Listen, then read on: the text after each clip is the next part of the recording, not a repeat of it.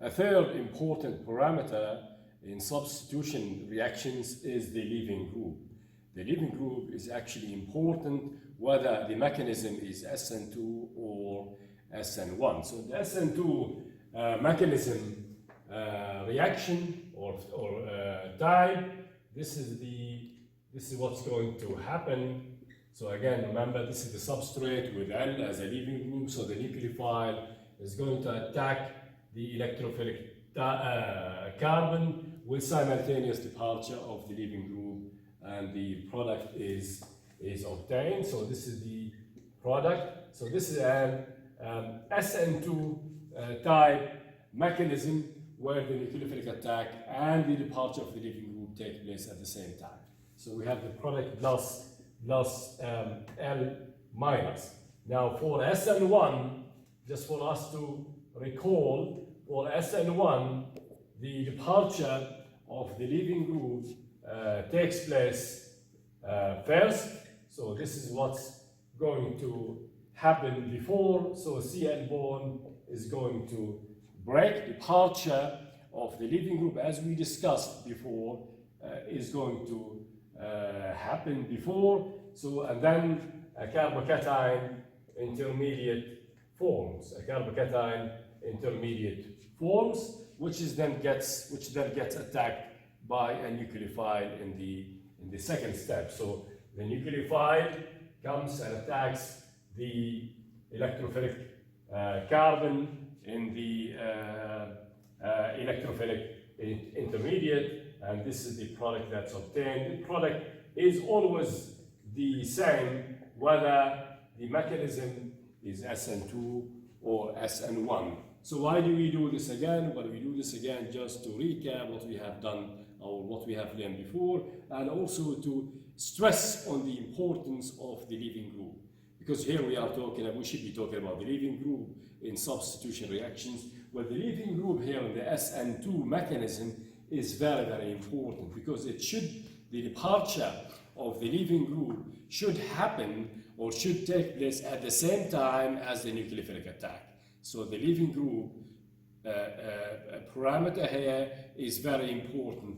Whatever it is that as a group, it should have a leaving group ability. So L in SN2 should have a reasonable leaving group ability for it to take part in the SN2 mechanism type. In the SN1, it's clearly very, very, very important, because it's actually the first step. Departure of the leaving group is the first step in the SN1 mechanism, so therefore L has to be a leaving group, or the group that is to leave should have a leaving group ability. Otherwise, the SN1 mechanism cannot be a SN1 mechanism, because it should lead to formation of a carbocation, and if L is not going to leave, then the carbocation cannot form. So therefore, the leaving group is important in both mechanism types. Now, the leaving group, or a group, for it to leave, or a group to have a leaving group ability, it should be stable when it has left. It should be stable when it has left. So if we have L minus here, for example, this L minus should be stable ion. So the leaving group should be then a stable ion. So this is very important requirement. So it should be a stable ion. If it is not stable, it will not leave anyway. It will be sluggish to go. This bond will not be likely to form, because the product or this ion, if you like, is unstable. So therefore, a very important feature of the leaving group is, or requirement is, the leaving group should be a stable ion. If we say also it should be a weak base, this is also correct. So it should be also a weak base. It should be, weak means stable. A weak base or a stable ion that can, of course, stabilize the negative charge or tolerate the negative charge. So the leaving group should be therefore a stable ion or a weak base. We can also say the leaving group should be a conjugate base of a strong acid. It should be a conjugate base of a strong acid, because strong acids, after donation of a proton, lead to the formation of weak conjugate bases. The weak conjugate base, a stable ion that can stabilize a negative charge, are good leaving groups. So the best leaving groups are stable ions and weak bases. And of course, weak bases, this and this are connected with each other. Weak bases should result from strong acids. Examples are the iodide ion. Iodide ion is an excellent leaving group which has a better leaving group ability than the bromide ion. So these are examples, okay, which of course has a higher leaving group ability than the chloride ion. Now, this trend in leaving group ability can be explained or can be attributed to the acid strength of the corresponding acids, yeah, the pKa, if you like, of the corresponding halogen acids. The pKa of HF is about 3, by the way. Yeah? For HCl, it's -7. For HBr, it is -11. For HI, it is -9. Sorry, here -11 for HI. So +3 for HF, -7 for HCl, -9 for HBr, and -11 for HI. So therefore, HI is the strongest acid in this case. This is the strongest. This is the strongest acid. And the strongest acid should lead or should give the weakest conjugate base, and the conjugate base here would be the iodide ion. So this is the iodide ion, and this is the weakest conjugate base. The conjugate base of HF is F-, so this is the fluoride ion, and HF, since it has the highest pKa value, this HF is the weakest acid, the weakest halogen acid, so this is the weakest acid. If it is the weakest acid, then it should form the strongest conjugate base relatively in this X- discussion, if you like, or in group, the leaving group or the leaving group ability of halide ion. So this is the strongest conjugate base. The fluoride ion is the strongest conjugate base because it is the conjugate base of the weakest acid, HF of a pKa of +3. HCl has a pKa of -7, and the conjugate base of HCl is the chloride ion. So this is the chloride ion. It should be a little bit weaker as a conjugate base, the chloride ion, than the fluoride ion, which means the leaving group ability of the chloride ion is higher than that of the fluoride ion. The leaving group ability of the bromide ion is even better than that of the chloride ion, because the bromide ion is the conjugate base of a stronger acid. So therefore, I- is the weakest conjugate base, and therefore it is the best leaving group here. So this is the best leaving group, amongst the halides, the iodide ion, and F- is actually the worst leaving group. This is actually a poor leaving group because it is a strong base. So a strong base is a bad leaving group, a weak base is a good leaving group. So here again, a strong base is a poor or bad leaving group, and a weak base, these are abbreviation, yeah, weak base is a good leaving group. A strong base is a poor leaving group, a weak base is a good leaving group. The leaving groups, or the group that is to leave in substitution reaction or if it is going to leave, it should be, again, a stable ion that can accommodate or stabilize a negative charge, or it should be a weak base or a conjugate base of a strong acid. So now we understand that important features of a good leaving group are a weak base or a stable ion. For that reason, then, F minus, as we learned before, F minus is a poor leaving group. The fluoride ion is a poor leaving group. Also, the hydroxide ion is a poor leaving group. So all of these are poor leaving groups. These are examples of poor leaving groups. The fluoride ion, the hydroxide ion, the amide ion, NH2 minus, is also a poor leaving group, and they are poor leaving group because they are strong bases. These are generally strong bases, and strong bases come from weak acids. So the amide ion, for example, comes from ammonia, and ammonia has a pKa of 36. So therefore the amide is a very strong base. OH minus comes from water as an acid. Water has a pKa of 15.7, so this is of moderate basicity. F minus, as we saw a while ago, this comes from HF with a pKa of around plus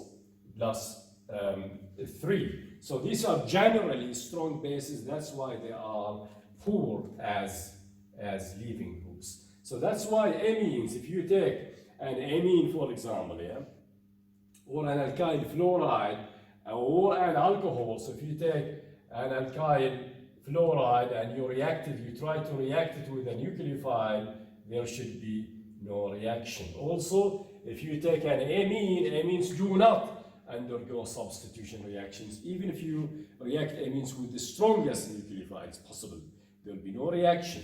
Amines do not undergo substitution reactions. So if you try to react them with the nucleophiles, also no reaction.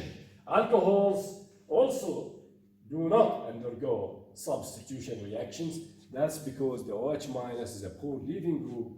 Okay, there will be no reaction here in this case. So alkyl fluorides, amines, and alcohols do not react in substitution reactions, or do not react with the nucleophiles. That's because they don't contain good leaving groups. The fluoride ion, the amide ion, and the hydroxide ion, respectively, are all poor leaving groups. That's because they are strong bases.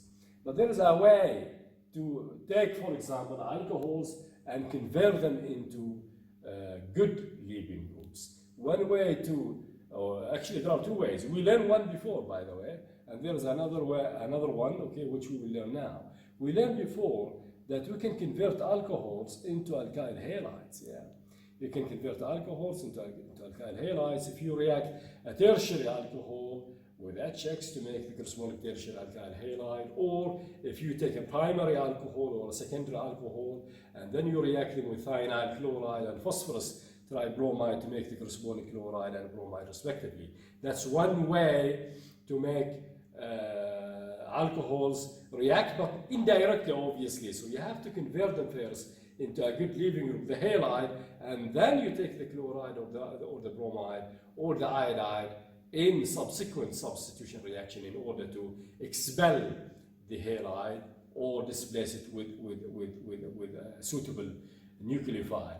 There's another method, which is the conversion of alcohols into what's called a tosylate or alkyl sulfonates. So alkyl sulfonates are an example of suitable leaving groups in chemistry in general. So alcohols can be converted into Rx. This is what we know. This is known. So this is one way to make the OH go. We cannot you cannot react the alcohol with the nucleophile directly as we saw a while ago. That's because alcohols are not reactive in substitution. They don't take part in substitution reaction because they don't have a good leaving group. We can convert them into an alkyl halide and then we react the alkyl halide with a nucleophile. So this is one way you convert the alcohol into alkyl halide, and now you react the alkyl halide with a nucleophile. So that's one method to remove the OH in alcohols, a two-step method, not a direct method, not a one-step method. You convert it first into a good leaving group. Remember, this is a poor leaving group.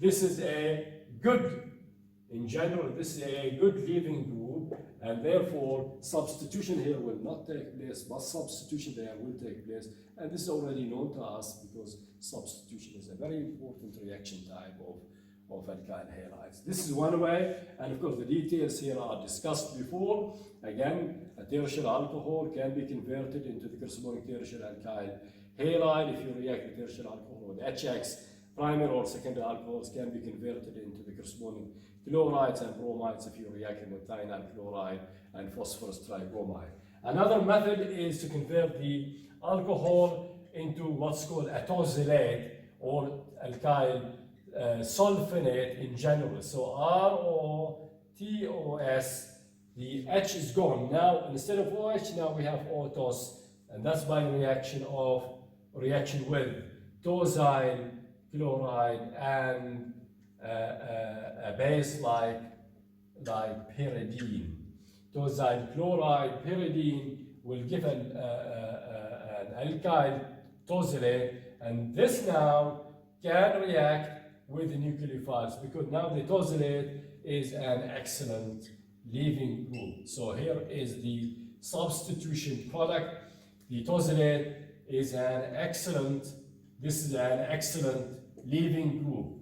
So the OH, which is a poor leaving group, now has been converted into an excellent leaving group, ready to be substituted by a suitable nucleophile. So you see, alcohols can either be converted into an alkyl halide for subsequent substitution with a nucleophile to lead to the substitution product, or the alcohol can be converted into a tosylate for subsequent reaction with a nucleophile to lead to the substitution product. So there are two methods to remove or to substitute OH in alcohols, but not in one step, because alcohols do not undergo substitution reactions. We can do this in two steps as we discussed. We will talk about the mechanism shortly.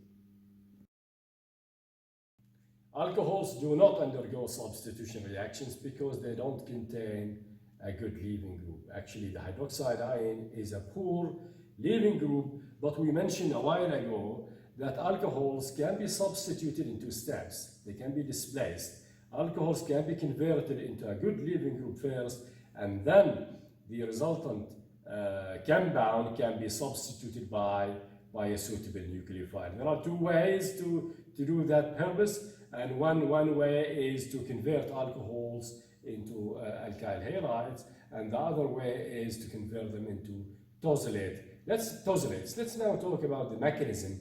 How do these reactions take place? So this is an alcohol, and if we react an alcohol with, say, thionyl chloride, SOCl2, the mechanism is actually similar to that of phosphorus tribromide in a way. So this is a reaction of an alcohol with thionyl chloride, and this product, alkyl chloride, is obtained.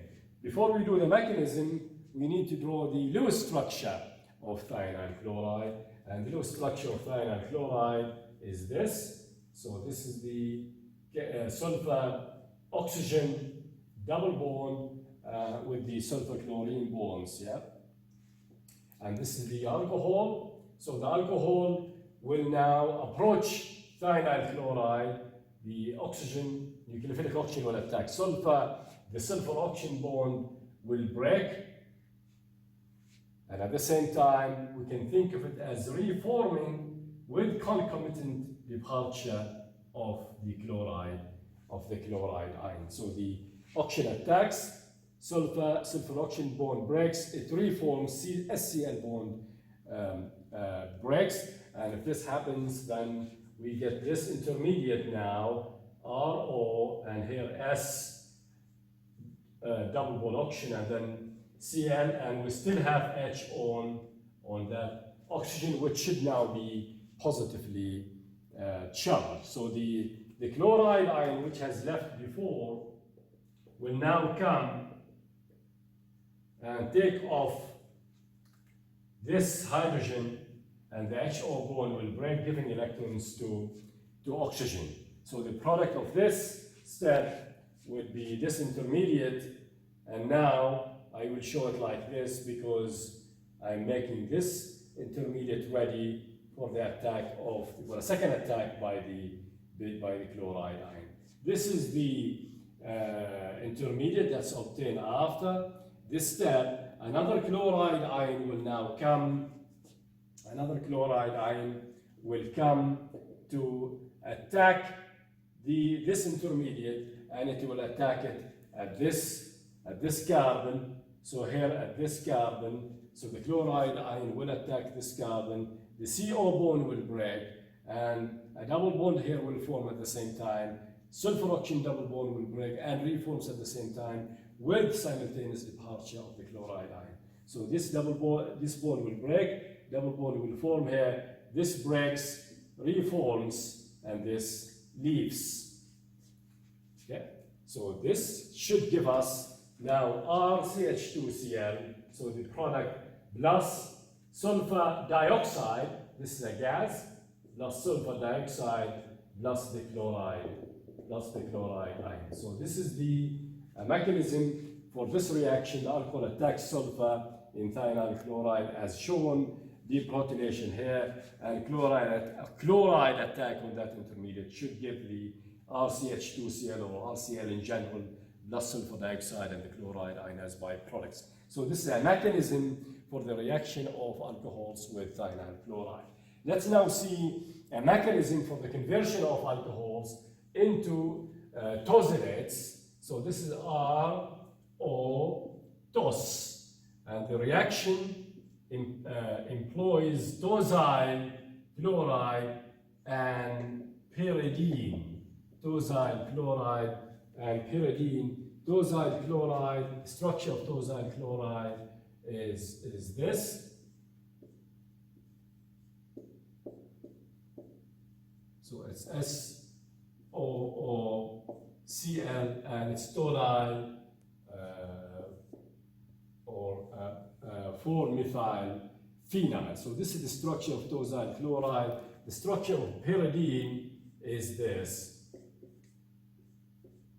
This is the structure of pyridine. This is a heterocyclic compound with an imine unit. So the alcohol, if we draw the structure of the alcohol again, and we draw the structure of tosyl chloride here, again,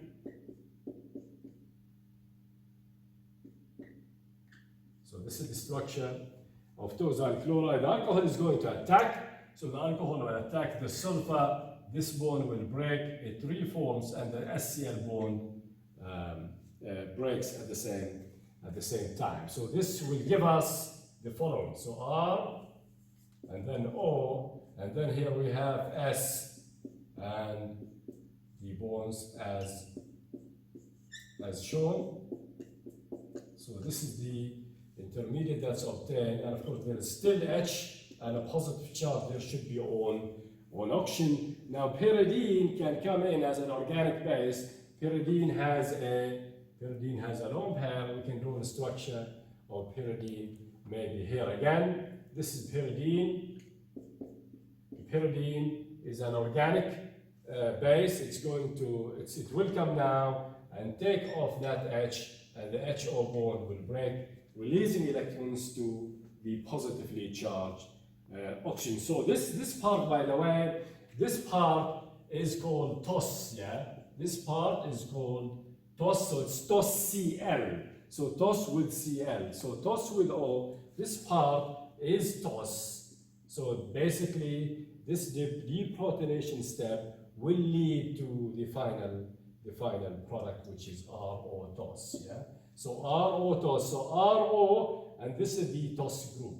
This is the TOS group. That's the TOS group in tosyl chloride. So this is a mechanism for the conversion of alcohols into tosyl chloride, alkyl tosylates. We learned before that SN2 mechanism reactions proceed with inversion of stereochemistry. That's because the incoming nucleophile does a backside attack. Nucleophiles attack from the opposite side to the leaving group, resulting in inversion of the absolute configuration. So this is a very important feature of the stereochemistry of SN2 mechanism reactions.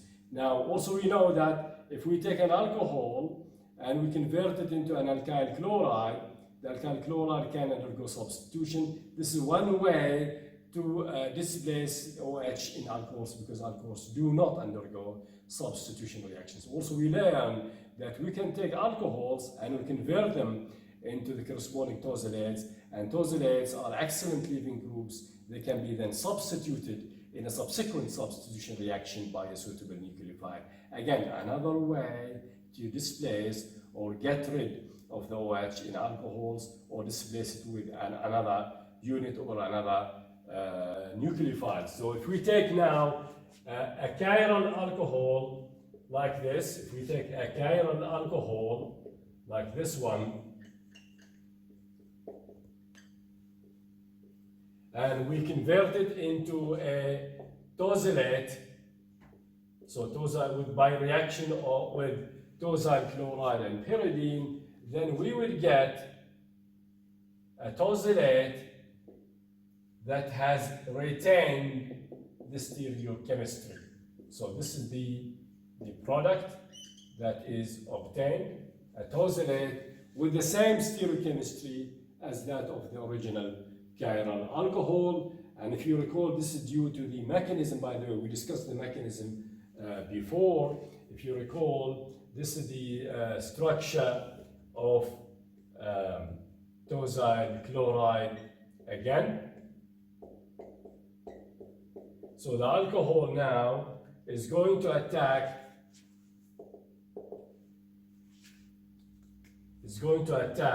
tosyl chloride at sulfur. The sulfur oxygen double bond breaks, it reforms, and the SCl bond breaks. This gives us this alcohol with H here, okay?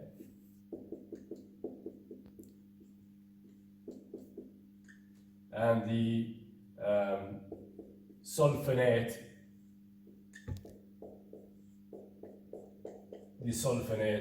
unit with a positive charge, obviously, on that oxygen.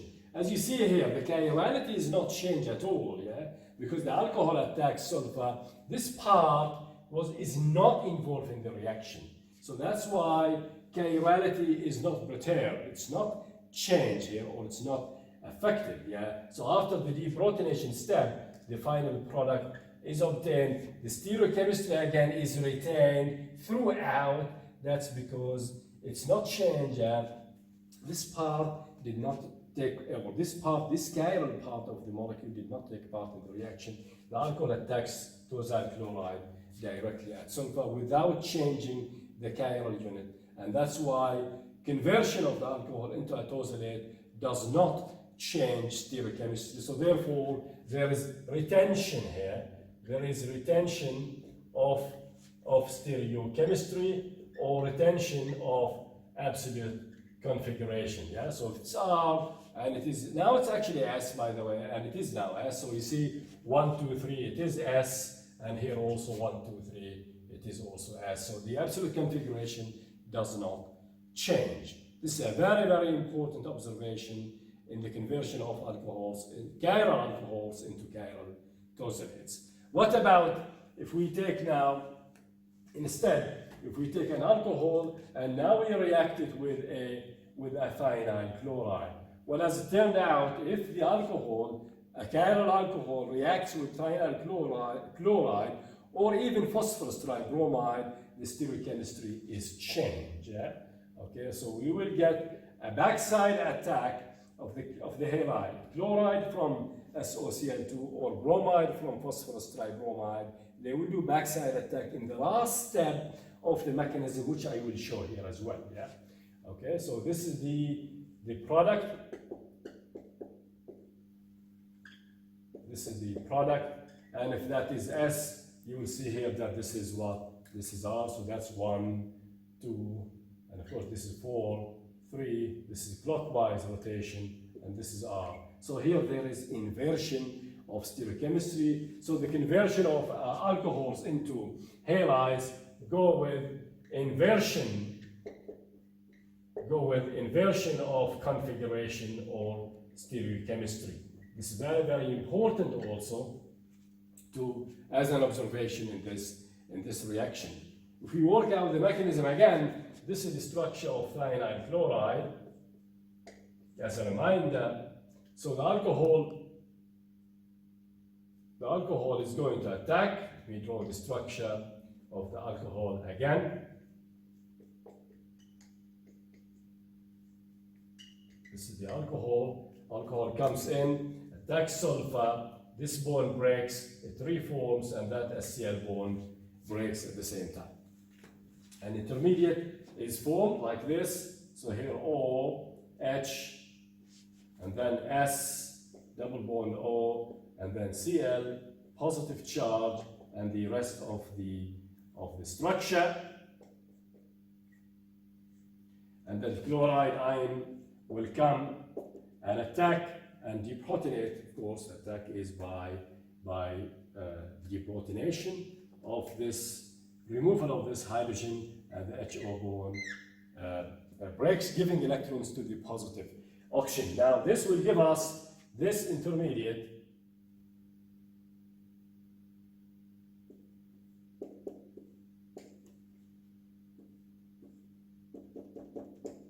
This intermediate here as a product of that last step. But this is not yet the final product. What's going to happen now, as we saw before with the general mechanism, another chloride ion will now come. But as we saw in SN2, this is like SN2 in a way. The chloride ion will do a backside attack. The chloride ion will do a backside attack or attack from the opposite side to the leaving group. This is considered, by the way, a leaving group. Yeah. So the nucleophile is going to attack here, this carbon, this CO bond will leave, a double bond will form here, that bond will break, it reforms, and HCl bond leaves. Yeah. So what's important here is the chloride ion attacks this electrophilic carbon at the opposite side to what may be considered a leaving group, and it is a leaving group in this mechanism. Yeah. So the chloride ion will be from the opposite side, and that's exactly what's obtained. So this explains the inversion of stereochemistry or configuration in the conversion of alcohol, chiral alcohols, into alkyl chlorides. The same observation is also made if a chiral alcohol is converted into the corresponding chiral bromide, if the chiral alcohol is reacted with phosphorus tribromide. So to summarize here, conversion of a chiral alcohol into a chiral tosylate results in retention of configuration. On the other hand, conversion of a chiral alcohol into a chiral halide in general, chiral chloride if the reaction is with thionyl chloride, or chiral bromide if the reaction is with phosphorus tribromide, the reaction goes with inversion of configuration. Conversion of chiral alcohols into chiral chlorides by reaction with thionyl chloride results in inversion of configuration, as we learned before. Conversion of chiral alcohols into chiral tosylates proceeds, on the other hand, with retention of configuration. So these are the important observations that we were able to make before, especially knowing the mechanism. Now, if we take these products, so the product, this tosylate and the chloride, both now have excellent leaving groups. So especially the tosylate, this tosylate contains an excellent leaving group, which is the tosyl group. Now, if we take the tosyl group and we react it now with a strong nucleophile, such as the cyanide ion, for example, cyanide ion, okay? So the nucleophile here will do always, remember SN2 reactions, yeah? And this is going to be SN2 because this is an alkyl secondary substrate. It contains an excellent leaving group. This is an excellent nucleophile. This is going to be SN2. So in SN2 reactions, the nucleophile will do a backside attack, which means it will attack from the opposite side, always like that, yeah? Okay? So the result will be the following.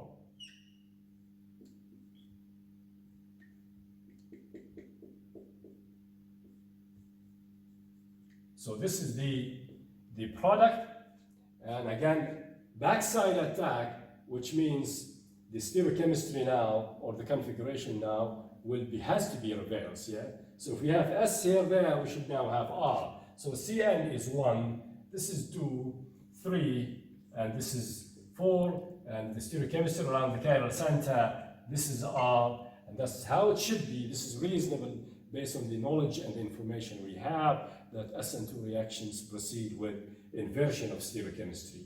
So if we go from S to S, the conversion itself to the tosylate proceeded with retention. From S to R, in this SN2 reaction, the reaction of the SN2 mechanism or reaction proceeded with inversion. So S to S to R, S to S retention, S to R inversion, it is S to R inversion overall. So therefore, the overall conversion proceeded with inversion of stereochemistry. So from here to here, this is inversion overall.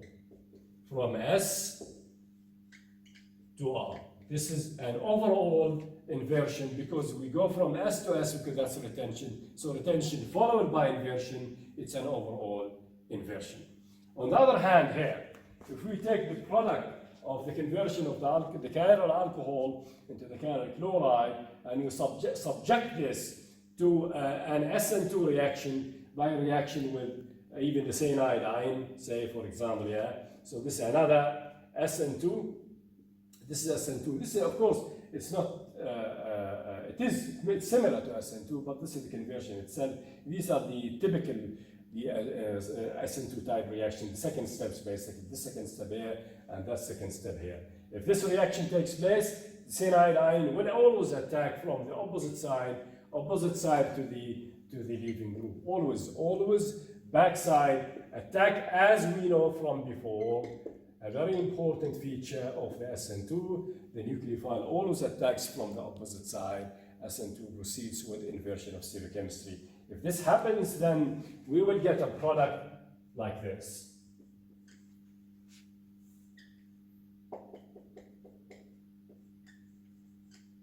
So this is the product where the cyanide ion came from the opposite side to the leaving group. Let's check now, or try to determine the configuration. So 1 here, 2 here, of course 4 there, and 3 here. Yeah? So 1, 2, 3, 1, 2, 3. So this is counter-clockwise rotation, and this is therefore S. So from R to S, there is inversion. This is not news. This is to be expected because we know this of SN2 reaction, just like the second step over there. Yeah. So this second step proceeded with inversion of stereochemistry from R to S. The original conversion itself resulted also in inversion. So inversion followed by inversion. Inversion followed by inversion. And if you look again, S to S, so S to S means it is an overall retention. It's an overall retention from the original chiral alcohol to the final product. So it is retention overall, because this two-step sequence comprised inversion followed by inversion. So it is an overall retention. To summarize this part, conversion of a chiral alcohol into a chiral tosylate proceeds with retention of configuration. Subsequent SN2, as expected and as always, proceeds with inversion. If we go from retention, or if the two-step sequence involves retention followed by inversion, it is an overall inversion. If the chiral alcohol now, on the other hand, is converted into a chiral chloride, that chlorination step proceeds with inversion. If the product, the chiral alkyl chloride, is subjected to an SN2 reaction, the SN2 reaction will always, and as always, will proceed with inversion of configuration. So therefore, the conversion of a chiral alcohol to a chiral chloride, followed by a substitution product, inversion, followed by inversion, the reaction is retention overall.